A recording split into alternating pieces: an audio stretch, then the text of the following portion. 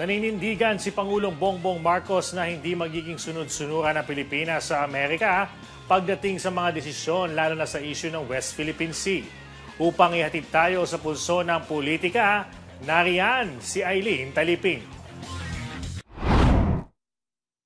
Pinalagan ni Pangulong Ferdinand Marcos Jr. ang ulat na sunod-sunuran ang Pilipinas sa Amerika pagdating sa mga desisyon, lalo na kung may kaugnayan ito sa issue sa South China Sea.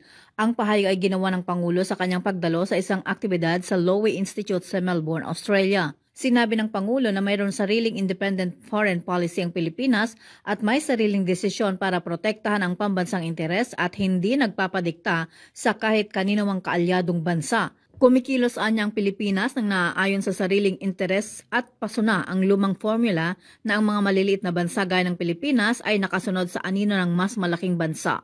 Binigyang diin ni Pangulong Marcos Jr. na pinapanatili ng Pilipinas ang ugnayan sa China bilang mahalagang kapitbahay at mahalagang partner, gayon din ang partnership sa Amerika. Ang polisiya anya ng kanyang gobyerno ay nakatimon sa patuloy na pagsusulong ng kapayapaan at sa pambansang interes ng Pilipinas na kanyang sinusunod at nagsisilbing gabay ng kanyang gobyerno. Ito si Eileen Taliping para sa Kwentong Politiko.